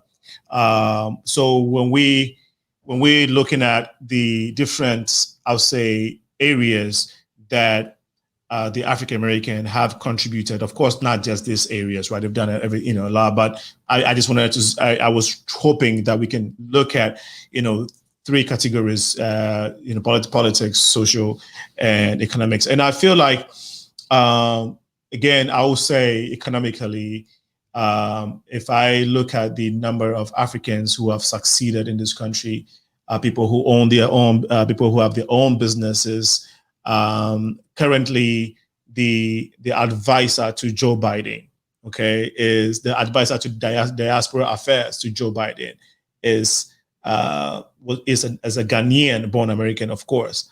I think Adjoa Asamoah is her name. Let me make sure that I have the name correctly. See here if it's Adjoa, but I know it's Adjoa Asamoah. The bottom line is, Adjoa Asamoah. Okay, a Ghanaian. He also has in his economic team a Nigerian, right? Nigerian born American, Wale Adeyemo. Reason why these names become significant, and these are not the only ones. The reason why it becomes very important to me personally is that I don't think any Africans stood a chance even 50 years ago, 50 or 60 Jim Crow's era. That was way past slavery, right? I mean, you were free, everybody can do what they want. 50 years ago, I don't think any African stood a chance to be in the White House. But today we are there. And yes, have we done what we had to do on our part as responsible citizens and responsible people in this country? Yes. But again, it feels right for me to say that I look at a fellow Ghanaian in the White House in that position, and I am proud of her. But I also understand that somebody paved the way for to see a Ghanaian name in that type of position in the White House. So very, very powerful, and wanted to throw that in there. Let's see if we can watch this video and we can comment on that afterwards. First off, I'm so honored that I was asked to do a part 2. Thank you so much. I have never been asked to do a part 2 before. Let's get going because there may need a part 3. This is what Black people have invented before. So whenever a white person or someone else tells you, what do we need Black people for? Here's what you need to thank a Black person for. They invented paper, the alphabet, the airplane propeller, biscuit cutters, corn planters, cotton planters, horseshoes, image converters, radiation detectors, paints and stains, lotions and soaps, rocket catapults, heating furnaces, fountain pens, insect destroyer guns, sugar refinements, automatic gear shift, urinalysis machines, mailboxes, potato chips, pacemakers, suspenders, thermostats, touch-tone telephones, horse riding saddles, shoes, player piano, arms for record players, doorstops, doorknobs, photo print wash, photo embossing machine, toilets, furniture casters, guitars, golf tees, motors, thermo hair curlers, lanterns, gas burners, kitchen tables, bicycle frames, wrenches, eye protectors. That's a lot of inventions, right? I'm not saying it. That these are among other things that African Americans have invented, and it's still in use today. We all benefit off of it, not just Africans. Everybody's benefit off of it, and but a lot of times we don't know, and so we don't even acknowledge it. So, but again, in Black History Month, it's good to understand some of these things and recognize it and say, look, if a people have done so much, they deserve, the credit that they deserve to recognize appropriately. And in Black History Month, it's just so appropriate that we come together to say, thank you, African Americans. Thank you, great people, for standing for a cause, for fighting for a good cause, fighting the right fight, standing for what you believed in, looking at the future and not only looking at the current circumstance, and for everything that you have done for this great country. We as Africans, or personally, okay, as the host of the Progressive Minds, I want to say a big thank you. And my friends have also expressed their appreciation. Now, anything else is about 42 minutes, 7:42. You have a few minutes for us to end the show. Want to thank Pastor Ate for calling in and sharing his opinion. I think that we had a glitch with our system today. As you noticed, there were a few things that were happening, but we would brace through. We have taken care of it. So please pardon us. Our phone lines wasn't kicking in correctly, but good thing is this, his fan knows my personal number, so he called me so he can contribute. The phone line is restored now. We have done a little things in the back end. So it's 815-277-5047 if you wish to contribute and make a comment or make a comment or ask a question. Please go ahead and do so. You're watching the Progressive Mind Show, and we're talking about as Black History Month is appreciation season, and we want to be able to be parts of it.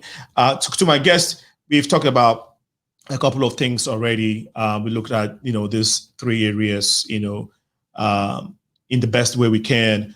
Anything else that it's on your plate that you would want to get out there as your appreciation or your expression to the African American community? John, Ashal, I'm looking at Sochela, right? So I'm tempted to say that or Ashal. So Ashala, Rebecca, if there's any other point that you wanted to get out there, please go ahead and do so while we try to bring the show to an end. I think I'll step in real quick. I've just been thinking a lot, listening to everything that we've been saying and all the contributions from the feeds. One thing that really sits in my mind, as I think the goal here is, how do we extend a hand to our fellow brothers and sisters, African Americans? What is the way forward? Right. What is our part to play? What are we doing as individuals or as groups or as families that touch that aspects of connection with the African Americans and empowerment? But I also want to speak to our different biases, and I think that is one of the areas that we are probably really not having a very, very proper conversation. The area of bias, some of these biases are conscious and some are very, very unconscious, just things that we perceive, and some things that we do not understand and things that we do not even know, and that communicates a different message to the African American communities. And likewise, they do the same things to us, but how do we go past this? Is the way forward? What are we doing as individuals? Right. What are we planning to do? And how are we planning to do it? How do we get involved? How do we get involved? It's a very great question.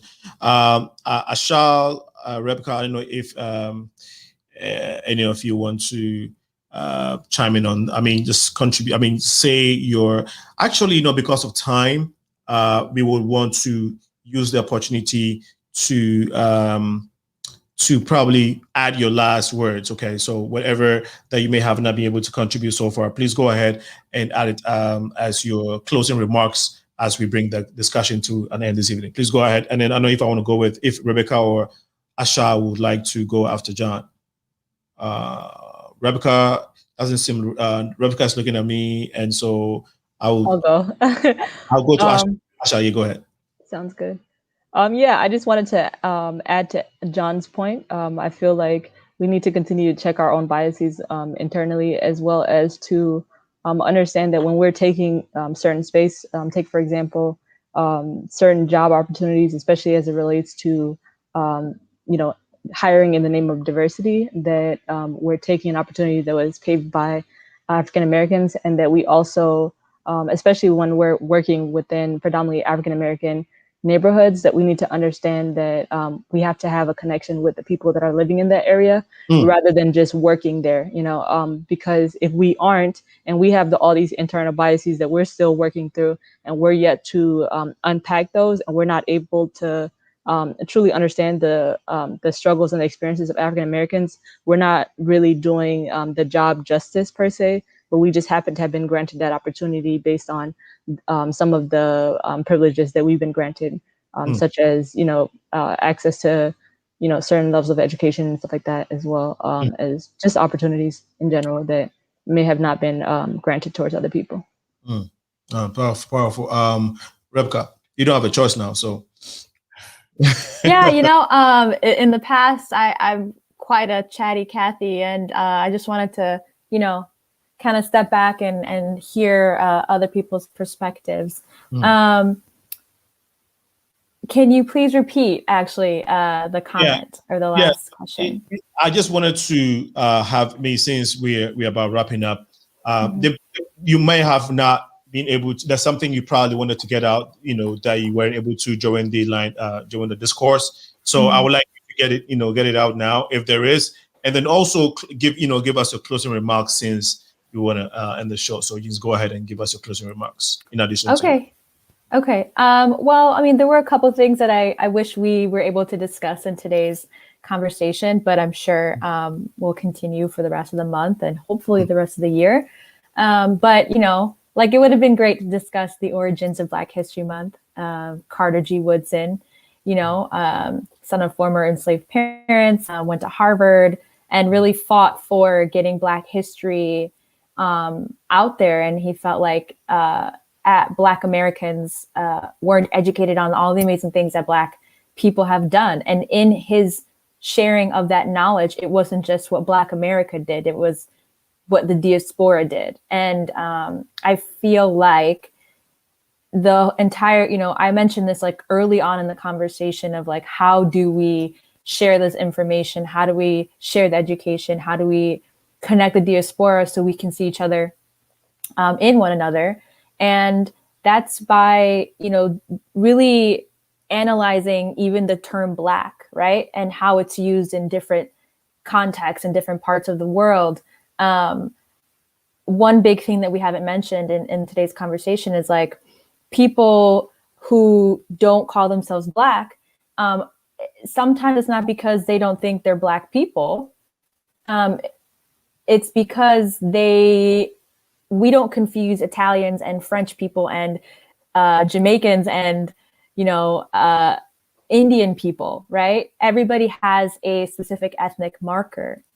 And I think that's like a big conversation that the ADOS, which is called the African Diaspora or African Descendants of Slavery, which is a controversial movement, as it is for various reasons. You guys can look it up. But in the genesis and like the basis of that group is like, we as African Americans who have had a very specific history and have chattel history and all of these horrific things that happened in the US, you know, they don't, like Asha mentioned, there's no identity. Like this is where I'm from, this is where I'm from. When a lot of my African-American friends are doing 23andMe, they're finding that they're from so many different moving parts because of the way the transatlantic slave trade happened, right? So this marker of identity, in my opinion, I think would really help drive the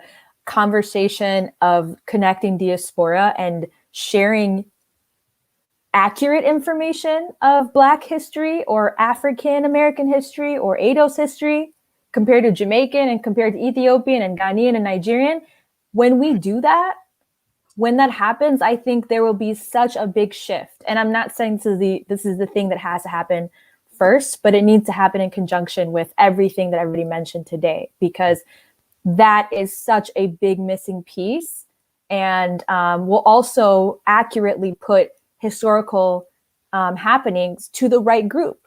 So, for example, the word Black is used as an umbrella term in my eyes, right? It's a global term, but it's used very particularly to describe African American people in this country.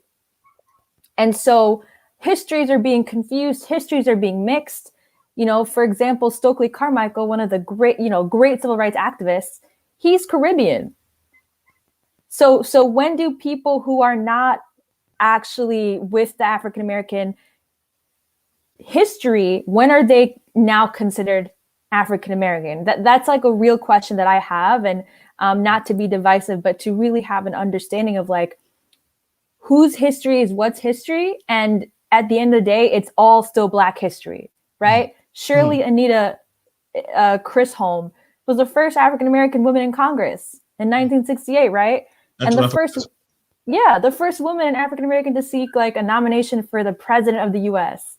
From one of the two major parties, or two parties, I can't remember, but she's Caribbean. You know what I'm saying? Like one of her parents are from Barbados, the other one is from Guyana. Cicely Tyson, rest in peace. Her parents are from the island of Nevis and Haiti.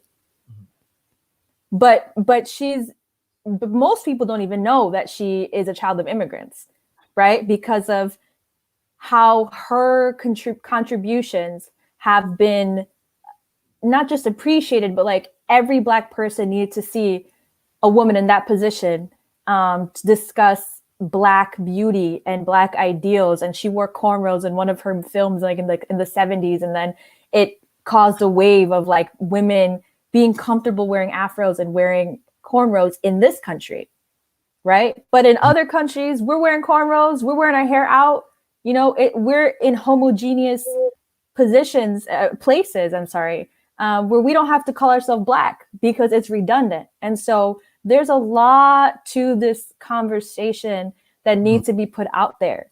Like there are contributions to the civil rights movement that's not just Black African Americans, right? There are Caribbean Americans. We have Afro-Latinos that never get talked into the conversation. Like they're never in these conversations because they're not invited often, which is wrong.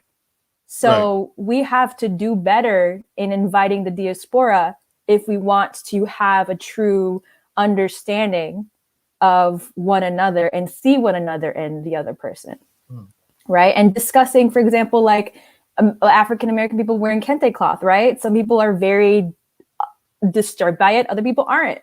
There's so many conversations to be had. So I just wanted to end with that. We keep saying education, we keep saying, what are we gonna do? These are some of the conversations that we need to have to move forward. Yeah. And people are having them. We just need good mediators and people to really say, hey, this movement is, everybody's going through it in a very different way in different countries. But we're amazing and we're much better united. So we have to know our differences, not just our similarities, to have this conversation and to move forward. Great. Okay. Awesome point. John was nodding his head.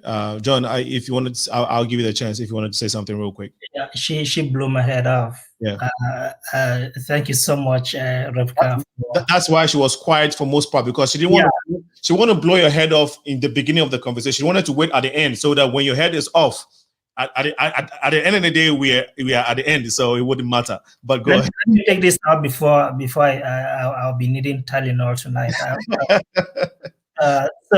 It's been a very, very exciting conversation, all of us, and I just wanted to say thank you. Let me read something very, very short.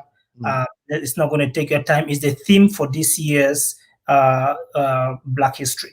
And I think that I should have done that earlier, but they said since 1976, every American president has designated February as Black History Month and endorsed a specific theme. The Black History Month 2021 theme is Black Family, Representative, Identity and Diversity, and this explores the African diaspora and the spread of Black families across the United States. So that is kind of what the theme for this year's celebration of Black history is. But I just wanted to touch a little bit on what Rebecca said. I think the biggest question is being, what do we say about contributions of other Africans across the world? Yeah. Not saying that we should not talk about the contributions of African Americans. I think the conversation today is a little bit tailored towards that direction. But hey, when are we going to start having conversations around other Africans around the world? And I think one of the shows we had here, Mr. Linko, you had mentioned that the intention is to start bringing from the Caribbean to, all parts of the world where Blacks are, start bringing them into the show so that together we can start, we start getting all the connections with them, we start talking together, we start initiating ideas, and, so that we can come up with something that would help us kind of break this barrier and move forward. Right. No, thank you. So you asked, when are we going to be? So next week we shall, yes, absolutely. We're going to have a different dimension of this where I almost wish she added her points prior. Sorry to no, go ahead. Yeah, I almost wish you added those points prior so we could have a little bit more of that discussion. I'm slightly familiar with the ADOS movement, and I think you had some interesting points, but hopefully I'm sure that it'll be dived into in further shows. Yeah. Next week we want to continue. So again, the point or the goal is to make sure that today we're just sharing our appreciation, right? But yes, it would not come without the strings that go with it. And so yes, everything that we've talked about today is pointing to our appreciation as Africans or African immigrants in the United States as individuals, right? The individuals you see here. We're not speaking for all the African continent, right? We're not speaking for everybody, okay? But we acknowledge, and I know it's not just us. There's a lot of people, a lot of Africans in the States and elsewhere who do see and and share some of our views. But today we wanted to do our best to say thank you, African Americans, for all that you've done in the contribution of the development, in the development of this country, of the USA, and in not just USA, but in the society, because the people that you have produced, some of the characters that you have produced have been have had impact on our society, on the entire world. The impact has been global. Now, we can mention a lot of names, particularly a recent one, right? The fight and the cause of the African American generated or harnessed support from all around the globe when we saw what happened to George Floyd. So we as individuals on this show have tried our best today to say thank you, African Americans, for a great job. However, there are different components to this, and so we would continue next week on the show from 6 to 8. It would be another very in-depth, informative. It would be back and forth because there will be different views that would be shared. There's a lot of moving parts to these conversations that we're having. And we hope that you will join us and be part of it, because it is our society. It is our community. We are not aliens here. We're not aliens in this, right? We are all part of this. And if it becomes a better place, it will take us. If it's worse, it will take us. Whatever it is, we would be beneficiaries of what becomes of our society and our community, right? So it's very important that we stay tuned. And so next week, Wednesday, 6 to 8 p.m., we shall be here. On that note, I would like to thank Dr. Wale, who was on the show earlier. Chizurum Peace, who was also on, but due to technical difficulties, we couldn't get them back. Ashal Yai, thank you so much for your contribution. You said you have a show on YouTube. Please go ahead and let audience know about it. Yeah, sure. Thank you. I appreciate the slight plug-in. So my YouTube channel is actually called Sochella. I'm currently in a hiatus due to coronavirus, but I post political commentary for the most part. I've actually touched on this issue, like I mentioned before, and I also like to just talk about some of the things that is going on in America, as well as just kind of bringing in my personal, like, unique experience of being someone who works in the policy realm, and kind of having that that level of understanding, as well as having like a past with community organizing. So yeah. All right, thank you. So you're welcome. So next week we shall be here. Hopefully we can get all of our guests. I mean, it's the 3 guys here to represent next week. If not, at least one of them or 2, which we should see. So stay tuned. Help make sure you are supporting the Progressive Minds by donating on our website, theprogressivemindshow.com. We hope that you have taken a thing or 2 from what we discussed today. Again, the intention is always to do our best to share our views on issues. Sometimes there is passion behind what we're saying, sometimes there is not. However, whatever the situation is, our intention is to look at things in the most positive light, talk about these issues that bothers us. So if we have come across a certain way due to any technical issues or due to any type of way, we ask that you be patient with us, as we have been trying very hard to get our show and our production going the right way. So we are very appreciative of your time and your patience. Bear with us as we try to build up and try to get things going in the right way. We're so thankful. This has been the Progressive Mind Show, the #1 community building platform in the entire world. I am your host. My guest this evening has been John OBEN EPEY, Ashaya, I mentioned already, Rebecca ZELLELEW, right?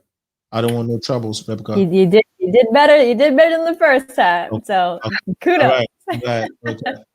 So on that note, I just want to all our audience who contributed to this evening show, I say thank you so much, Togby, Bennett, and all Rebecca and everybody else that contributed. Thank you so much. We love you. Hopefully you will be able to join us next week, Wednesday, 6 to 8 p.m. Remember, to whom much is given, much is required, and we shall be seeing you next week. Guys, have a wonderful evening. Go get some rest. John, Rebecca, hopefully we shall see you guys next week. Have a good evening, everybody, and thank you, Black America and African Americans. Thank you. Thank you, Black. We're grateful. Thank you, African Americans. We're grateful. This is the Appreciation Month, and keep being appreciative. Bye-bye.